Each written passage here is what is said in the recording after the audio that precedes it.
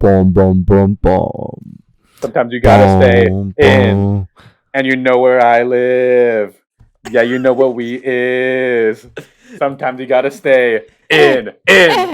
Welcome to my house. This is fucking my house. Look at the fucking drawer that is in my house. Well, welcome. Okay, Grandpa, we got it. Shut up. Shut up. You sound like the grandpa who ate paint. Put him up on screen. I love paint. That's right, everyone. Welcome back to episode 56 of Stacked. Movies about name of house. Now, if you're wondering why the fuck are we doing this? What kind of topic is this? Are they gone insane? Probably. But we're doing this to celebrate the release of the highly anticipated movie, The Night House, comes out this weekend. Now, if you don't know, we have a very particular relationship with The Night House because when we started going back to the movies, it felt like every single movie we saw in theaters, they would always play the trailer for The Night House. And I don't know if that movie's gonna be good or bad or not, but the trailer was just so meh, Night House, it's a scary house, and we just kept seeing it, and just the fact that it's called The Night House, welcome to the Night House, and just the fact that we could always just call when the Night House trailer was gonna play, was here comes Night House trailer, all right, here it comes, let's go. We've actually played. It actually does. We've built a special relationship with this movie that we wanted to celebrate today with the best house movies. Now, Chris, you were the one who came up with this topic. Do you want to sort of explain the rules of house movies? Well, as all of us know from any of our episodes, we always try and go into it with hopefully an open mind about what the prompt is. We've had some very abstract ones before, some much less abstract than others. What have been the most abstract ones? We've had cool movies, disgusting movies, vegan movies. Yeah. It's just sometimes topics are a little harder to nail down, but this one I think might be our most vague. Because it's how do you even begin to define the concept of house? Because house. I mean, I don't know. You can think about family or house music or something like that. I don't know. Or just the location, which is probably the most straightforward way to think about it. But right. I think it just I guess this is also just a fun exercise for us to just flex creative muscles to see how we can twist things. Yeah, like twist movies. Like twist movies. That was a big one. Like me, exactly. But so as long as it has as long as you can make the argument that that is a house movie, that could be whatever definition you want, you could put it on the stack, and we'll try to figure out how to decipher these movies to make the ultimate stack of house movies. Brandon, was this a hard topic for you to figure out, which movies you would choose? I wouldn't say so. I think I was surprised at just how many you could kind of come up with, because like Chris says, it could be a thematic, oh, this is home, a home movie, a very homely movie. You could pick your own home movies, but they're not on Letterboxd, I guess. But also movies that take place in one location, particularly a house. That could be a way of interpreting it. There's just a lot of different ways you could handle it. And I was like, there's a lot here. Haunted house movies. Okay. Yeah. Haunted house movies about a house. The main plot device is a house. They're trapped in a house, I don't know. We'll see. Lots of different movie houses. Maybe just one with a really good movie house. You could do that too. I don't know. A house that looks cool rather than the whole movie. Wow, it's just a cool looking house. Yeah. So yeah, that's how we sort of broke down this fun topic. And before we get into our picks, let's of course go over the rules of the show. Once a week, we set a topic or theme and go our separate ways to construct our own 3-film stack. Then after a week, we come back here on the podcast and share our own stacks 1 film at a time. Then at the end of the show, we'll mix and match our 9 films to make the ultimate decision on what quintessential 3-film stack we are checking out this hypothetical video store. That's right. We are starting with me. And my first house movie is from a 2014 movie, directed by a director. I don't think he directs enough, if I'm going to be completely honest. I think he's doing like a TV show right now, but he's only made 2 real like big movies. He's got to make more. This is like one of his first ones. It's director Alex Garland. It's Ex Machina. Oh, yeah. First of all, Okay. this might be my favorite movie house ever. It is such a cool house. Like, just like this really sleek modern house hidden away in the forest, you know? And like just surrounded by the mist and the foliage. And it helps that the whole movie takes place within this house, you know? The whole drama of what's the dude's name? The redhead guy, actor. Jesus. Domhnall Gleeson. Donald Gleeson, that's right. Yeah. Him just interacting with Alicia Vikander and like going through these various tests and just like the slow burn of this like AI like uprising, you know? Yeah, I think this movie's fantastic. I need to rewatch it again. It's been such a long time since I've done so. I think I own it on Blu-ray. Yes, I do. I do. I do. Blu-ray. Well, I don't care about you. Me, I own it on Blu-ray. I do own it on Blu-ray, and I want to rewatch it. And yeah, it's my first house pick. What do you guys think? Is this a good house movie? Do you think this movie think a house? I mean, to a certain extent, yes, because it's a rich guy's mansion, technically, but it's not that big. You know, it's not that big of a house. You know, it's like very much like mostly all the stuff that like takes place in the movie is like in an underground sort of bunker.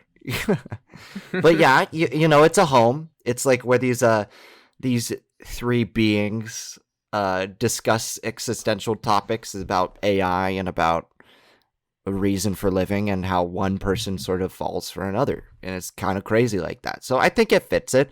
It's not very the most homely movie, but the house in it is like gorgeous, like stained glass windows in the middle of the forest. Ooh, sheesh. Ooh-wee. And that little disco party room, come on. Who would not want to party down with Oscar Isaac in there, you know? Come on, great house. What do you think, Chris? Not me. I think are we analyzing these films on the merit of their artistry or the merit of house? Both. Artistry? Yeah, both. Artistry, love this movie. Beautiful, very like gentle, well done exploration of artificial intelligence, done in a very unique way that I hadn't seen before. You know, I think it's one of my favorite A24 films. Shout out to our new fan who recommended for a future stack. We'll tell you guys all about that another time. Yeah. Yes, lots of fun. Not fun. Lots of very contemplative movie. Really makes me think about the role technology has in our modern world and the way in which it is dangerous but also incredibly powerful and can lead to great things. But yeah, also kind of a cautionary tale as well. On the merits of a house movie, this is a pretty great house, honestly. Like the way it's kind of like you said, kind of like secluded away, you know, hidden in the woods, overlooking like a beautiful view, but having like there's something kind of poignant about like a house in the middle of the woods having the most advanced of technologies within it. Yeah. You know, in the most natural of places. You know, it's not like it is a lab, but it's not like a lab in the middle of like Silicon Valley or something. It's like, you know, it's in the middle of freaking nowhere. And I guess in that juxtaposition, great use of the house. So good house movie, I must say. It's like, what I love is I also love the living room of this house. If you guys remember it, like it's sort of the house is built into like the side of the mountain. So like some of the walls is like the rock and stuff like that. You know, it's like this house is sort of like fused to the nature itself, which is sort of like sort of mimics the plot line and the narrative themes of this movie of like someone creating something artificial amongst the natural, you know, and it's sort of it's slowly taking it over and enveloping it. So I don't know, just a cool house that sort of reflects the themes and looks real nice. And yeah, I would live in this house, absolutely. If I was a freaking billionaire, why not? I wouldn't go to space. I'd live in a dang house, just hang out in the house all day. Yeah. All right, so that's my first pick. Brandon, you want to go into your first name of house movie? Yeah, I'm gonna go with a film. I don't know. I think you've seen it, Ethan. It's House. Double stack. Oh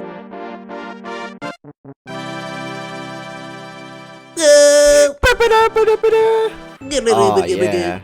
Yeah. I don't know why I didn't think you'd seen it, but I think we've talked about this before too. This is a haunted house movie from Japan in the 1970s, and it's on the Criterion Collection. If you guys haven't checked it out, it's a very cult movie where these Japanese teenage girls basically spend the night at this old house. How could you not pick this movie? It has house in the title. And it is the house. That's the whole title. And it's where they're spending the night in this house that is haunted, and it's like gory, and it's like emotional. The characters are nice in it. And the house, it's kind of a nice house. Double decker. It's 2 stories. It's very nice. Very creepy. Yeah. But it's like, it's very nice. Ethan, you can speak more to how the house looks. I know that you watched it more so recently than I did. Yeah, it's very what's the director's name?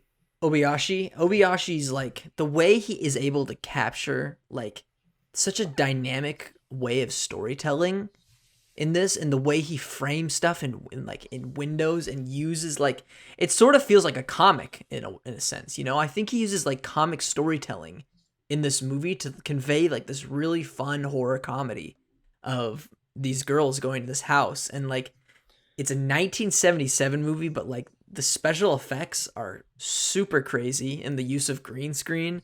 Like sometimes the sky will just be green screen and like just keyed out and just replaced with like a really like brighter color just because, just to make it feel like a storybook world or something like that, you know, to make it feel more fantastical than it already is, which is super fun. But the main attraction of House is of course the house and all the spooky stuff that goes on inside it, you know. It's one of my favorite haunted house movies. I think there are scarier haunted house movies, but this one's still like super fun. You got a character named Kung Fu, and she sort of just kicks fucking ass until the very end, you know? Just fighting off these ghosts and like the floating hands and stuff like that, and the logs that are thrown at her doing kicks and stuff like that. It's a wild movie. It's a very fun movie to watch with a big group of friends, you know? I've done that before. I think like all my experiences have been like that. And I know this plays at the Frida a lot, which I'd love to see this in a theater with an audience. Yeah, I couldn't. Of course, it's kind of obvious for a house movie to go with the obvious by just saying House is a good house movie, but hey, it's got some great stuff in here that I think everyone should check it out. Chris, have you heard of House? Have you seen House? No, is this movie poster like a cat or something? Yeah, that's the one. I've seen the poster, been intrigued by the poster because it's a really interesting poster, but know nothing about this movie. And that's good, honestly. You know, it's so crazy to go in blind and just see how this narrative unfolds, you know? I would agree with that. Yes. There's not really much to say. It's like the movie speaks for itself. And it's hard to discuss the merits of his houseliness. This is we're just like, yeah, it's a house. There's a house.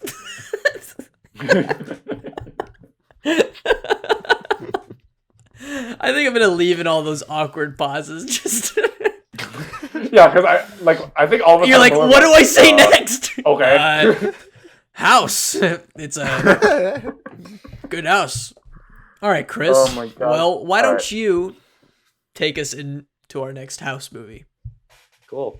Actually, this is a movie that all 3 of us watched together for the first time.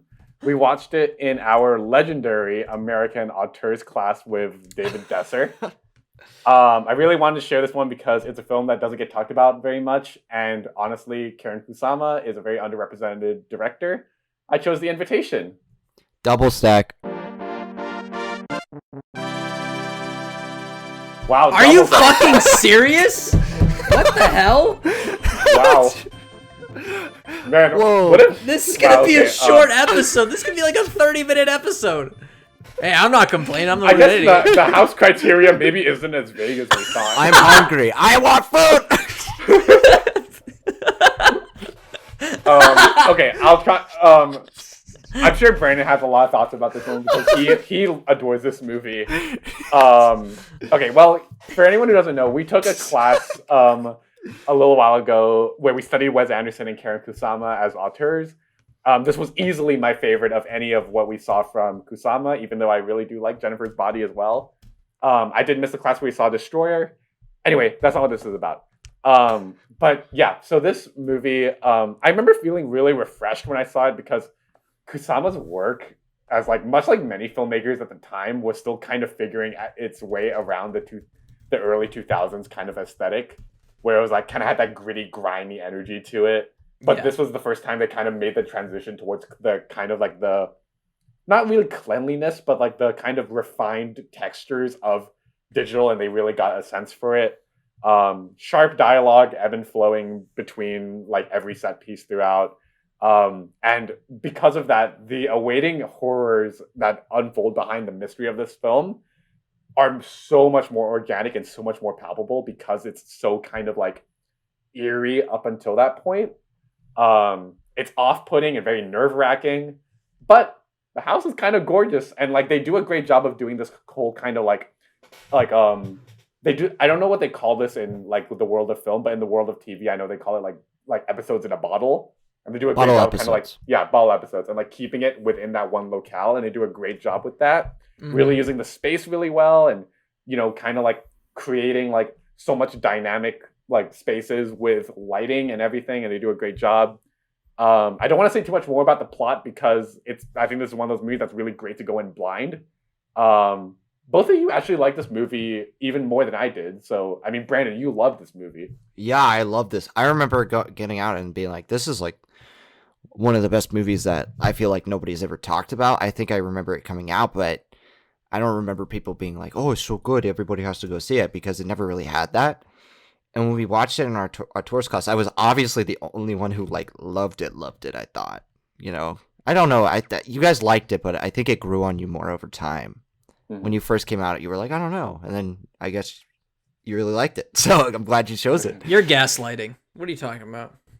I gave it 4 stars. I've always loved it, Brandon. Fuck you. This is my favorite movie of all time. What are you talking about? I've never given a movie 5 stars or 4.5, just 4.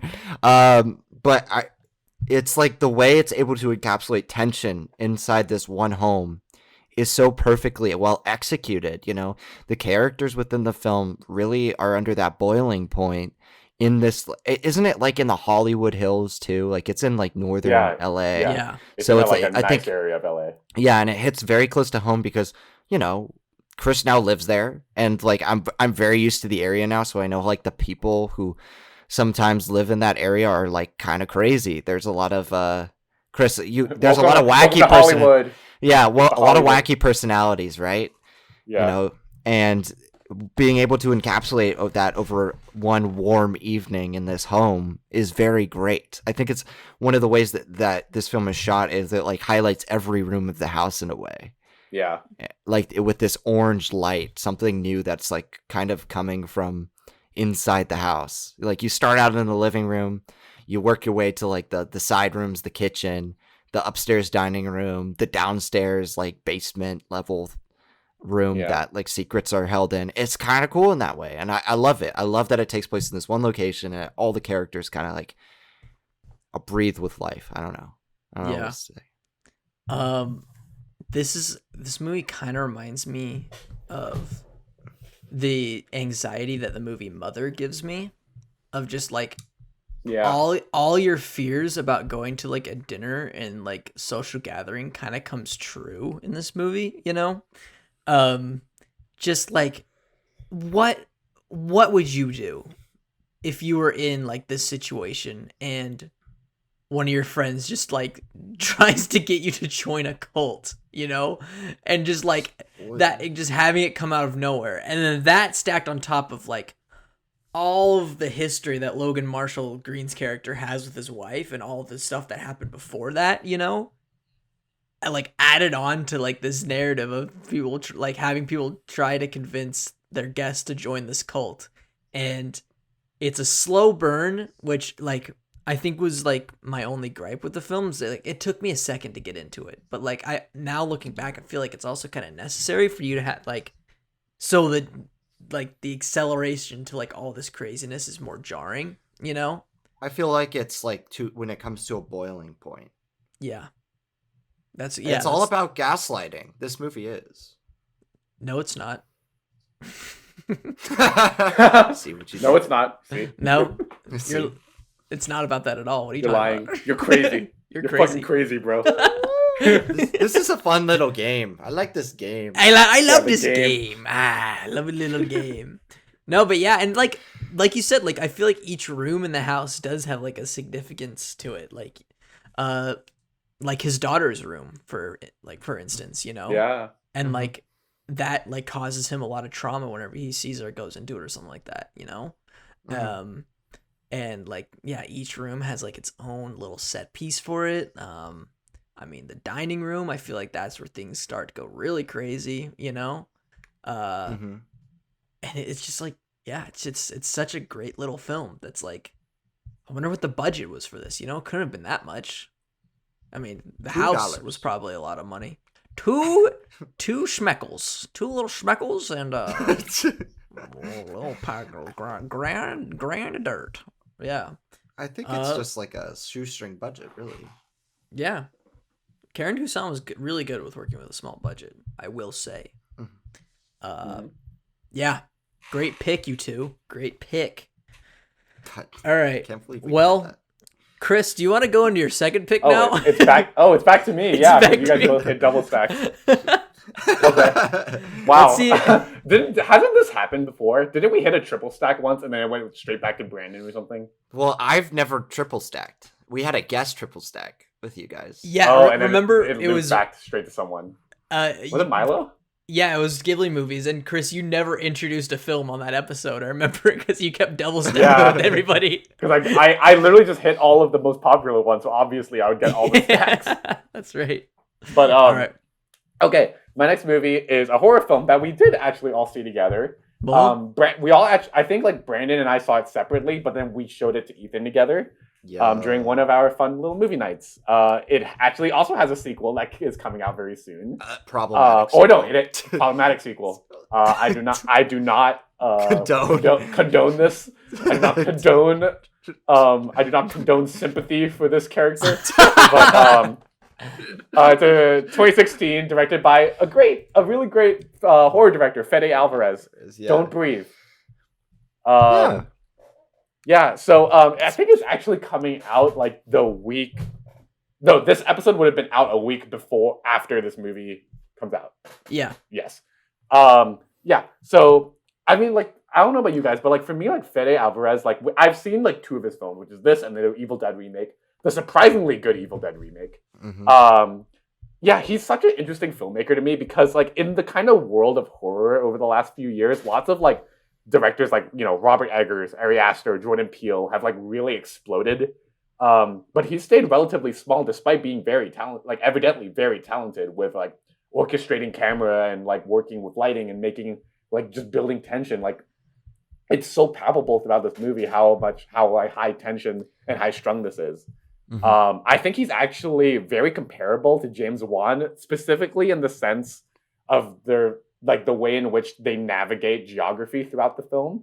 Like for example, in Conjuring 2, I fully think I have a full memory of the layout of that house.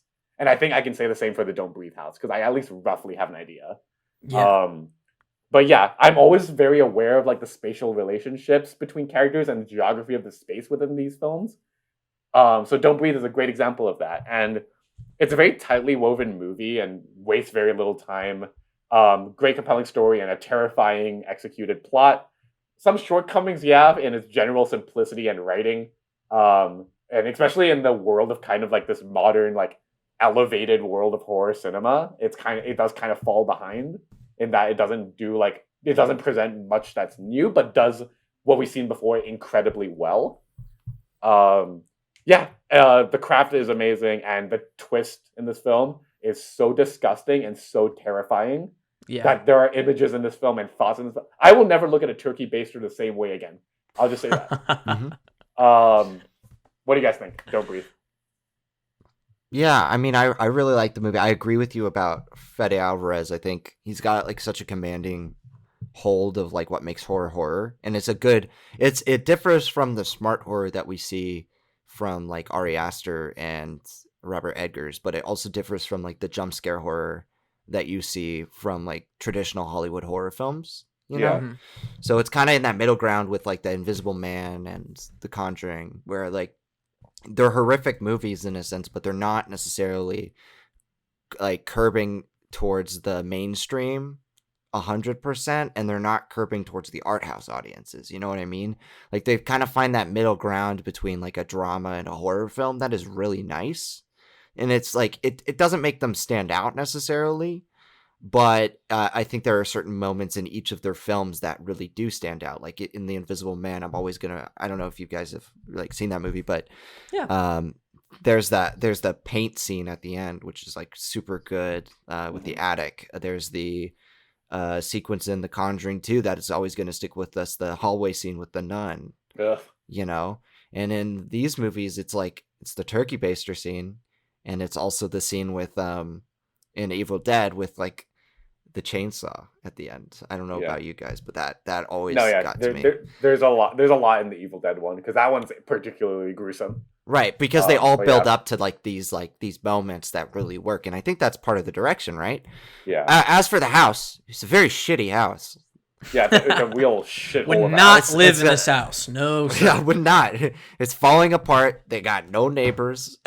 There's an underground place. Underground bunker. We'll leave it at that. Yeah, and then there's a basement that kind of sucks outside of that, you know? So it's like falling apart. It's in a really shitty neighborhood too. It is too. So it's just like, you know, I wouldn't necessarily like to be in this house, but for what you said, yes, I think the way Alvarez kind of navigates the house and like uses it to his advantage, it's like The Invitation, in which every piece of the house feels like it has a set piece in it. So you do know that like sort of choreography, and it works because it's a home invasion movie. So yeah. Every room has its own little set piece, because each room has its unique thing that will make noise, you know? Where the home invaders have to like sort of navigate through to make sure they don't trigger that one thing that will note it, like they get the attention of Stephen Lang. Creaky doorknob, tool shed, coat hangers, safes, all that stuff. I feel like they need to like look at this formula if they want to make the next Alien movie. You know, I feel like an encapsulated movie like this, where the noises you make, you're immediately dead. It's kind of like A Quiet Place. Interesting. No,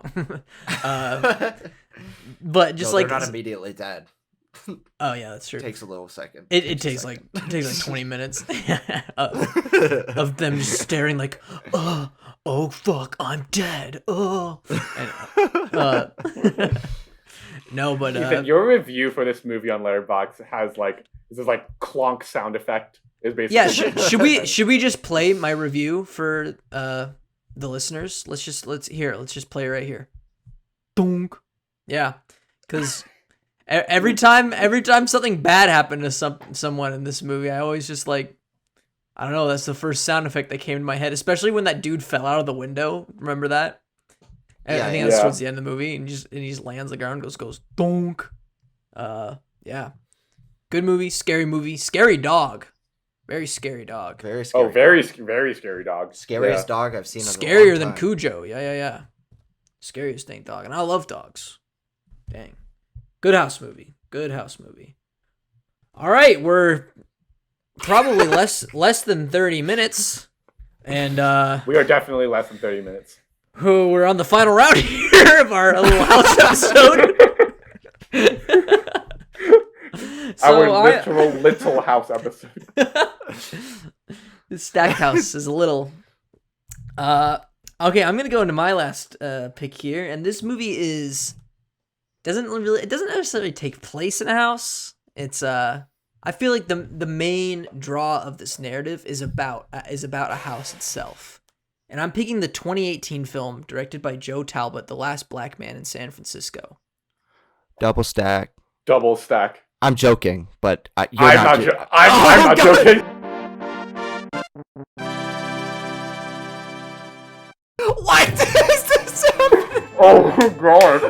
I was joking, but Chris is I being didn't serious? think you would actually. Yeah, I'm serious. I actually chose that one. So my last film doesn't matter. It just doesn't matter, huh? Doesn't matter. We had a triple double. This is like the weirdest thing because we were like, there's so many there were There's so many picks. we all picked the same ones. Then these must be We some all have double fucking stacked good each other. house movies.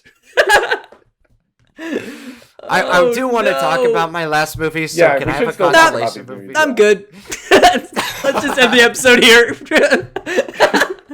No, let's talk about it. Fuck. I cannot believe it. All right, go on, Ethan. Oh my god. Didn't we say that like if we ever like did this, we'd end the show because we just haven't seen enough movies or some shit like that? No, we said we would. I think we said we would end. We would stop If we the show all picked the we same did- three. If we all picked all three of the same movies. If there's 3 triple stacks, then clearly we haven't seen enough movies to We watch. just had triple double stacks. We had 3 double stacks. Oh my god. But that doesn't count. Yeah. We have All to right. have 3 triples. Last Black Man in San Francisco. This movie, I think, is just like I've loved it more and more. I loved it when I saw it the first time in theaters, but like it's one of those films of the 2010s that just stands out at the top, especially when it's talking about like race in modern America, gentrification, you know. It's an incredibly powerful film about sort of memory and history and sort of like sharing spaces, of course, when that comes to gentrification, and just how that has affected the scene in San Francisco, you know. It's a very challenging film, I would say, when it comes to challenging your point of views on stuff, you know. It challenges the main character, you know.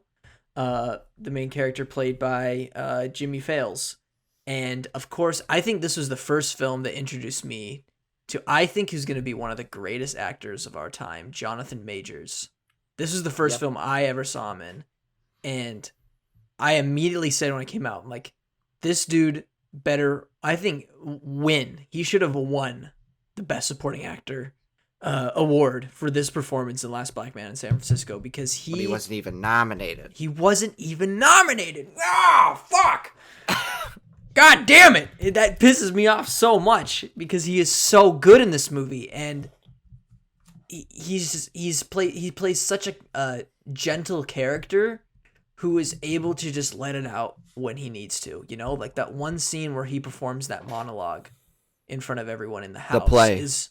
The play, right? Where he performs a monologue, but it's not like a monologue in the movie, it's a monologue movie in the movie, you know?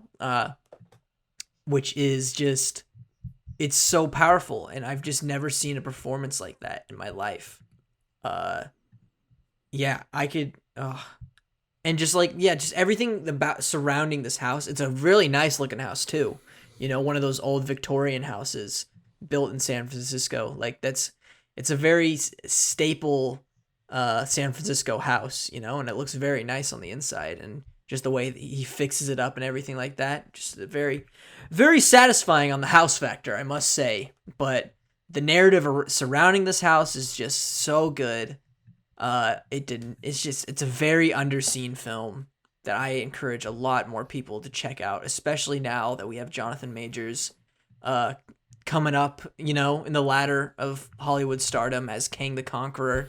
If you want to see where he sort of broke out, please check out this movie. You will not regret it.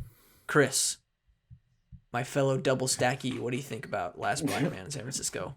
Yeah, this is a movie that, like, well, for me, Ethan, I actually kind of had an opposite reaction to this movie from you, because, like, for me, I personally, like, I really admire this movie, and I think it does it plays its beats perfectly, and it does an incredible job of articulating its narrative and its themes and its story and its characters fantastically. There's really nothing much I can say about this movie that's bad. It's just the only reason that I might not be as big of a fan of this movie as, like, say, you, is that it's just a personal, like, I had trouble connecting to it on a personal level. But nonetheless, like, I'm just, even when thinking about this movie, I mean, the first thing I think about when I just imagine this movie are the beautiful cinematography of this film. Something about the quality of light and, like, the textures and the warm, vivid colors just is so gorgeous. And, like, that opening sequence of them, like, skateboarding through San Francisco. Yeah. Oh, gorgeous. Like, I can't get enough of it. And, like, you know, it's an incredible movie that, like, does such a wonderful job of, like, discussing these very modern and like modern issues of gentrification and judgment, and also, like, there's, like, this whole, like, arc about, like, deconstructing, like, these traditional notions of masculinity. There's so much that kind of funnels into this movie, and I guess maybe that's where it might have lost me a little bit on, like, the sense of how it navigates so many different topics. But nonetheless, I very much admire this movie, and as a house movie, that the significance of the house within the story of this film is incredibly meaningful. And it speaks true to a lot of the issues that are going on in regards to gentrification, and just how we as a modern society have navigated that, and how we could find better ways to navigate that in the future. Yeah, I don't know. It's a wonderful movie, and I think it does such a great job of using its house. That's why I picked this one. And, like, yeah, I don't know. I think the house being kind of a key element of this film was why I chose it. And yeah, Brandon? Yeah, I mean, I think this would make a great double feature with Blind Spotting, because both kind of tackled the issue of gentrification head on in very different ways. And they're both Bay Area sets, so it shows that the Bay Area has a problem. I think it's clear that the Bay Area is a problem. It needs to go. No, just kidding. And I think I like Blind Spotting far more personally, but that's because I prefer the filmmaking. I think the meaning of Last Black Man in San Francisco is much more meaningful. I think that film takes on such a personal and intimate quality to it. And, like, by far my favorite stuff in the movie has to do with them just speaking to one another about, like, the home, and, like, how it has such a rich history, and how, like, technically, I mean, I don't want to spoil the movie, so I'm not going to say. But there is something in that, the revelation of sorts near the end of the film, that kind of, like, redefines the meaning of what home is to somebody. And it is a very meaningful and quiet film in that sense. It's just a film to me that is extremely well made that I don't personally connect with on that level. It's sort of how I feel about The Farewell, you know, an extremely well movie that I kind of don't have the same connection to that a lot of other people do. But I think both are extremely well made and great films that I think everybody should see, no matter whether or not they connect to it or not. Yeah. All right. Well, Brandon, your final film. Whatever. Doesn't matter. Nothing matters anymore. But doesn't matter. Just Burn amuse down, us. gone Why now. don't you? I bet. Can I guess what it is? Yeah, go ahead. Okay. I think it's gonna be. Is it Knives Out? No, I don't think it's Knives Out. I think because I almost picked it, and I was like, I might double stack with Brandon if I do. Is it Howl's Moving Castle? No. Oh. Damn. It's a movie that I don't think either of you has seen. Oh, okay. So it's a movie that came out 2 days after my birthday in 2016. So I would have been 17, which is the age you can watch R-rated movies alone. So I went to see a double feature of this and Everybody Wants Some, and both ended up being great independent films in my eyes. Oh, also Hardcore Henry. There was a triple feature of R-rated films. Oh wait, triples. I saw triples. Triple features is did it exactly. Oh no, wait, Hardcore Henry. Also, I did triples. Damn you! You make it too easy. And this is a film with Jake Gyllenhaal, directed by Jean-Marc Vallée, titled Demolition. Have you even heard of this movie? Stinky Jake. No, yes, I have. Doesn't he? I remember the trailers where he's like, "I'm gonna fucking tear down this fucking house." He does. Doesn't he do that to like control his anger or something like that? I don't know. Okay, I'm gonna tell you the plot of this movie a little bit. Tell us about it. So his name is Davis, and he's a very rich, wealthy business owner, or not business owner, like investment banker. He's solely invested in like his own personal well-being in terms of like success and career. So he's not really focused on anything outside of that until he finds out that his wife died in a car accident. While he was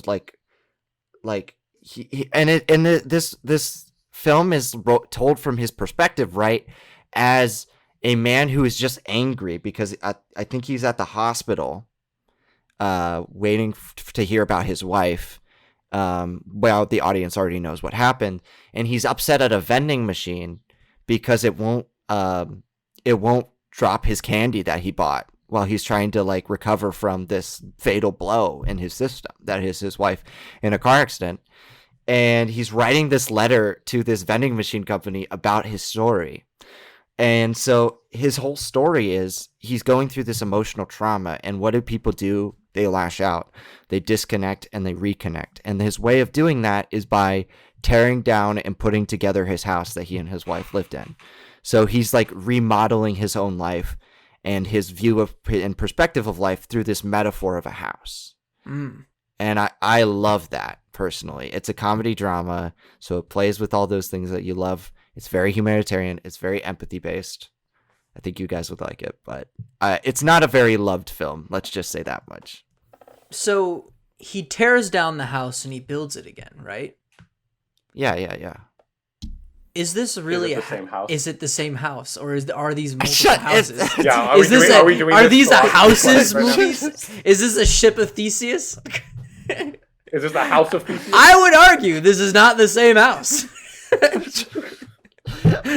I would argue that this is about multiple houses. That makes it even more of a house movie because think about it, right? There's two for the price of one. But how does that sound? Playing hard and fast with the rules. Here, I don't know. What do you guys think? What do you guys think? Let's argue about this for 20 more minutes, just like the fill of time. I don't think so. No. Doubles is not best. No, this sounds really interesting. Like, I don't know, just like you don't really see it, and it's also like a comedy too. That seems a little weird. Yeah, it's a comedy. The way it was sold, it seemed like it was like a hard drama. I don't know. It's a dark comedy. Dark comedy. Because life is a dark comedy sometimes. I used to think my life was a tragedy, but now I realize it's a fucking comedy. It's a fucking comedy. Ethan, can you tell us about your take on Joker being funny? We'll talk about this later. What is there to say? It's just a funny ass movie. Like, it's the funniest Joker. He does funny stuff. He's got a funny little skinny body. You know, he's got a little Brandon body Joker. He's a little shorter though. We should get Brandon to recreate the scene where he dances with his shirt off. You can like see his ribs and stuff. What about the scene on the stairs? We should do the stairs. You can't see my ribs that much anymore. Well, let's not feed you for a while then. Just suck in your gut, Brandon. Let's do this fun thing where we starve Brandon for like a week. That would be fun. But do you guys like my movie choice? I just want to know. No, this sounds good. Yeah, it sounds great. I don't know. There's not much for me to say about it. But it's good. It doesn't really matter. It doesn't matter, and I don't really feel like talking about it because it doesn't matter. But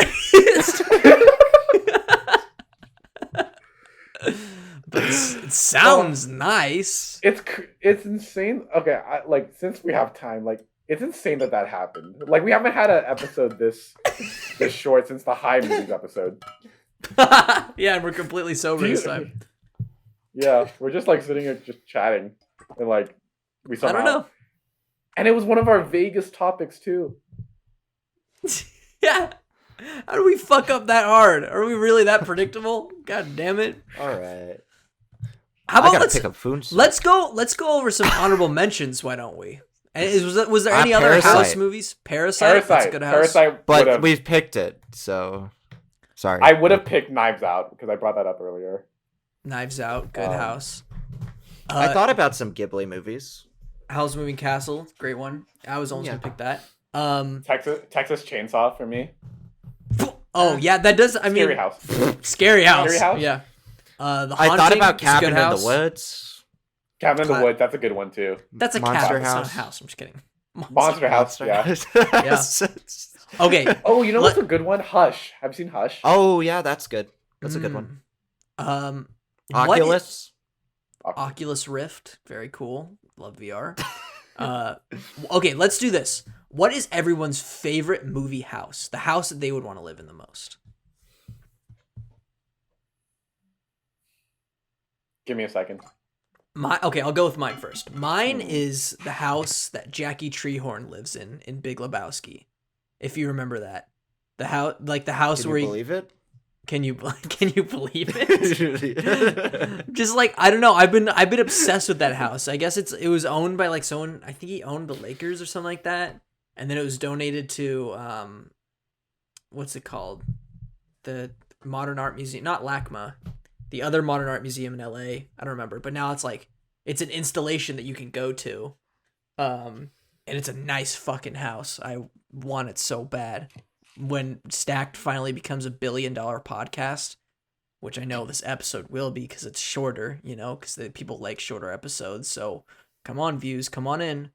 I will get that house and that house. What about the Gatsby house? It's a pretty good house. Pretty house. Good. I'm not really a 20s guy, but if I was a 20s guy, I think that'd be a good house, Fortress of Solitude. Would you live in that house? Iron Man's house, the house in Malibu. That's Malibu, the one that gets destroyed. Yeah. Doesn't exist anymore. Can't do it. It's gone. It burned down. Tony Stark's ass out. Works with his brother now. Actually, he's dead.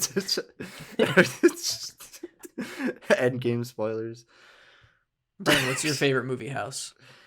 I don't know. It's I think Parasite is the first one that came to mind when Chris suggested the topic for me. Yeah. It's a beautiful house. Have you seen Home Alone 4? No. No. Oh, wow. This house is insane. Ethan, it's one of the other movies in addition to Click where a remote controls everything. The Click House. The Click House. The Click House is it's a normal ass fucking house. Or are you talking about the one in the future? His future house.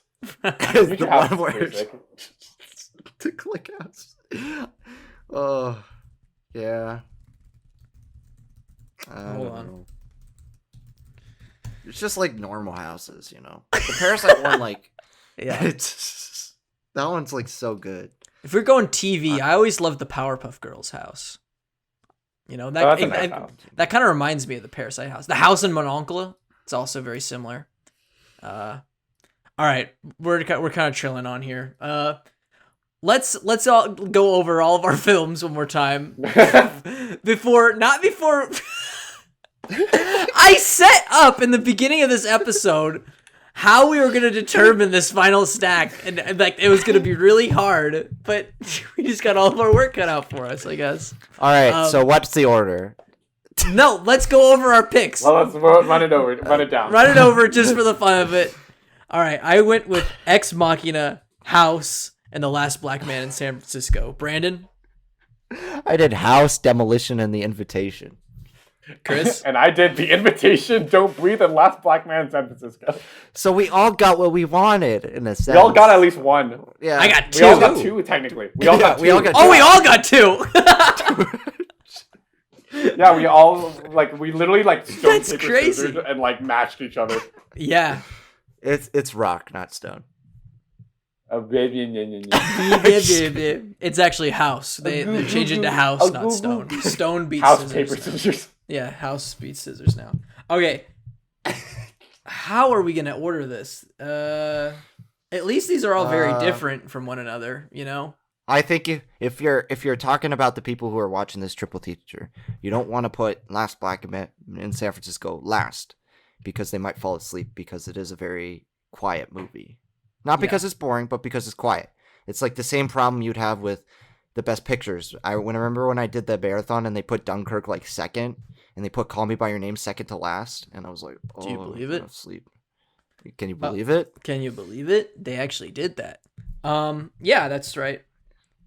How about? And then what else is there? I think we should put that one in the middle, because I think House is a great like flashy opener. Yeah. Then Last Black Man.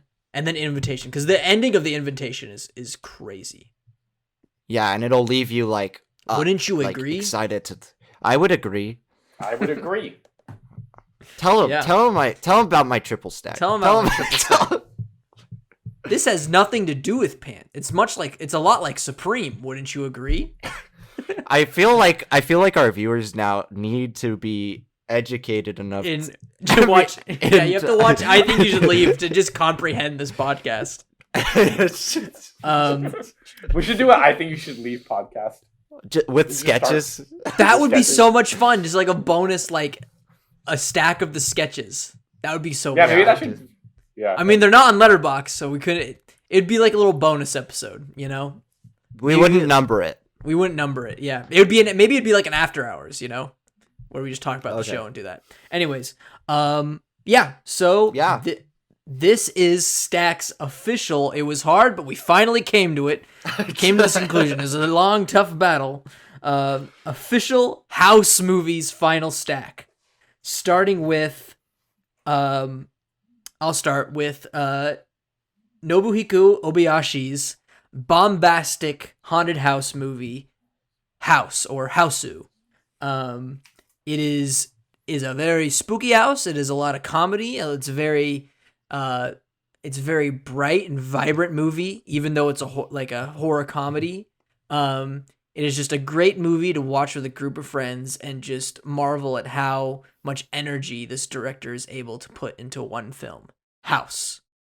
Chris, you want to go into our second pick? Yes. Our second pick is The Last Black Man in San Francisco, directed by, is it Joe Talbot? An incredible movie about gentrification, about masculinity, and about family, and about belonging and friendship. An incredibly beautifully orchestrated film that captures the essence and the personality of an entire city in San Francisco. Brandon, come on, say it. And our last film is The Invitation. A pressure cooker of a movie that takes place inside one house for the majority of its runtime, and one where I think the viewers will be quite captivated until the conclusion. Yes. I forgot the Fast and the Furious house. Would you live in that house? That's a good house. Even though one that blows up every 3 movies. Even though we've never seen it. Ethan, we've only seen the backyard where they have barbecues. Ethan. What? This house? All Vin Diesel. All Vin Diesel. All Garfield. I should have chosen the Garfield house. All Garfield. Garfield house. Vin Diesel in this house. All Fast and Furious. All Fast and Furious. If we ever lived in a house together, what should we, and we can only theme it under one thing, what would it be? Like the Garfield house. I think my pitch, Yogi Gentrification. Bear. Gentrification? That's all very different from Yogi Bear. I'm joking. I'm joking.